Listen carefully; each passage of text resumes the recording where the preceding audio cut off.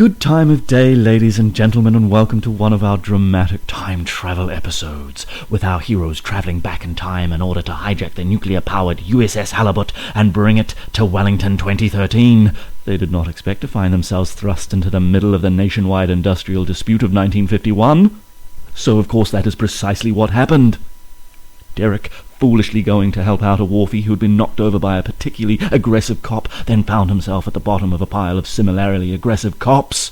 However, when Wicker, Clucky, and Morning rush to his aid, the cops are distracted long enough for Derek to vanish, and Wicker, Clucky, and Morning to find themselves in a cell at the Central Police Station. Whoop! The cells in 2013 are much nicer, and so are the cops as well, for that matter. None of them made fun of my costume back then. You mean forward then? Back then, forward then, doesn't really matter. Did you see what happened to Derek, Morning? No, by the time we got there he was covered in cops. I couldn't see anything of him. Well, we sure gave those cops a good walloping, didn't we? As soon as one of them questioned your outfit, yes, you did, Clucky. I wonder what happened to Derek. Oi, keep it down in there. I won't have any of you lazy Wharfies conspiracising in my cells. Do we look like Wharfies to you? Or freezing workers. Or freezing workers? Shut up! You look damn weird. I don't know what a communist looks like, but if I had to imagine one, they'd look pretty similar to you guys. Except for you freaking weirdo in your chicken costume. What did you say to me? I said, you're a freaking weirdo in a chicken costume. Take that back. Never. You're a freaking weirdo. Look, okay, that's fine. In a chicken costume. You blue-suited bastard! Oh, take that bloody helmet off your head back and shove it so far up your Clucky! No, wait, Morning, this could be very useful. Meanwhile, Derek begins to wake from his slumbers. He has a pounding headache and can't make out his surroundings for the bright, shining light which keeps getting in his way, until... I made you oatcakes. What? What? It's okay. I can't see. The sun's shining straight in your face. Let me pull the curtain. There, is that better? Yes, thanks. Oh, that's okay. You got quite a beating from those cops yesterday. Beating? What? As Derek slowly remembers the events of yesterday, he exudes this sound.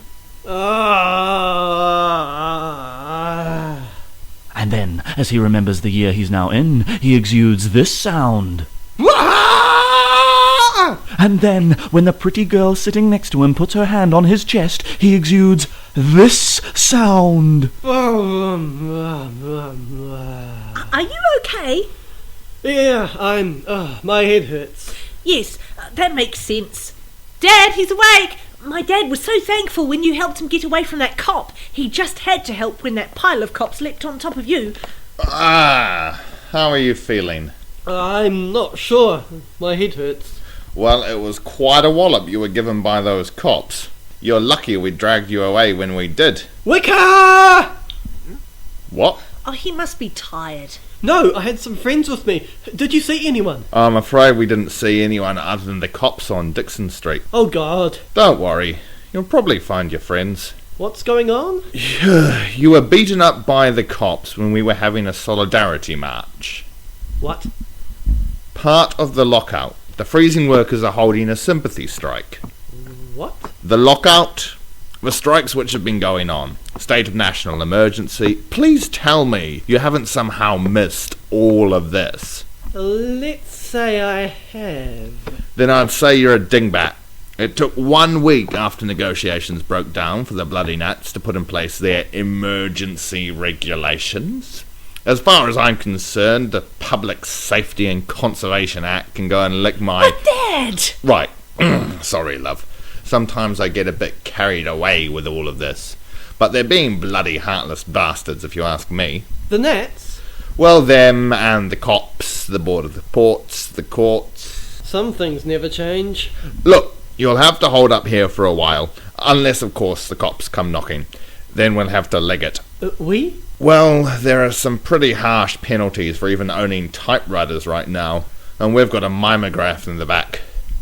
Harsh penalties? For owning printers? And the cops can break in whenever they want. So you'll have to be prepared to be up and running with a moment's notice. What is this, World War II? No, but there isn't really much difference if you're a Wharfer these days. Or the family of one. Or the family of one. Yes, thank you, Daisy. I need to check the front, Daisy. You stay with our guest. Don't worry, Dingbat, my daughter's excellent at looking after the strangers I bring home. So you're named after the flower, Daisy? Nah, the radio star, Dingbat. Right. How long has this all been going on? As Dad says, months now. The lockout started in February, but the dispute had been going on a lot longer than that. Is that the cops? Nah, that's Uncle Toby's knock. Toby... Daisy! Get that guy out of here. Toby and I will deal with the printer. Oh, so that is the cops. And so, with Derek on the run, we find Clucky, Morning and Wicker in Mount Victoria, having been released from the old police station, which I believe is a kitchen showroom now. Well, that was a lucky thing. The cops mistook us for US Marines as soon as they saw the costumes in our bags. Yes, good thing he didn't know what Marine uniforms actually look like. Oh well, so I guess we now just need to magically find Derek, and then we're either a teapot or 10 years away from hijacking the hell of it. Look, so if worst comes to the worst, we just need to go the long way round. I guess so, but to be honest, I'm not very keen on that idea. Look, someone's running towards us. Someone's, although they're coming down a side alley being chased by badly disguised cops. Is that cop wearing a top hat over his helmet? But look, one of them's Derek. You're right, darling. Oi, Derek! He's seen us, but he seems to be motioning for us to run. Look, makes sense if you're being chased by the cops. Right, get ready, and they're almost onto us. And now! And we're off! Good to see you, Derek. Hi, Clucky. Hi, Wicker. Hi, Morning. Where have you been, Derek? Oh, this lovely family has been looking after me. This is Norbert, Toby and Daisy. Hi, Norbert, Toby and Daisy. Would you like a hand with that printer? Oh, yes, please. Derek, we have to get going. We have to save the mole people. I'm sorry, guys, but I'm not coming with you. You're not? What's this about mole people? I've given it a lot of thought, and I'm needed here. Oh, that and Daisy's really pretty. Well, we're sorry to have to part under these circumstances. Well, if you guys want to do us a favour, Yeah, anything, Derek. please take the printer and leave it round the back of the trades hall. I think the cops are more after us than you, and we can outrun them without lugging this printer. Come on, Clucky. Look, and Wicker, give us a hand. Right, you owe us one, Derek. It's already paid back. Guess which house these guys own. What? We have to get a move on, Derek. The cops will turn that corner and be on to us any moment. Right, I'm sorry, guys. Remember, around the back of the trades hall. Right, see you, Derek. See you, Wicker. Come on, Dingbat. Well, that's that. Well, not really. We still need to get this to Vivian Street, hijack the halibut, and help the mole people return to their home planet. Look! Good point, Clucky. Well, let's get going. Yes, let's. For 151 days a lockout. The kids and mum get a knockout. The union funds pay, then run out. Hey, when will men have liberty to stand together in unity? 1,000 votes, but the company, lockouts, knockouts. Watch out, they'll get the cops out. This is part of Bill Sewell's, The Ballad of 51. Thank you for listening to today's possibly preachy episode, but history is important, and so I'm glad to say there'll be plenty more of it in the coming episodes. Just how successful will Wicker, Morning, and Clucky be hijacking the USS Halibut, and is their manual reliable? I'm sure it can't be too tricky to pilot a nuclear submarine, and I'm sure their skimpy sailor costumes will be convincing enough. Yes, absolutely sure.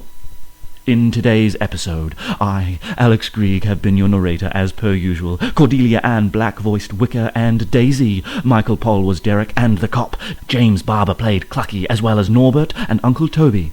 He also, as you must be able to guess by now, wrote this episode.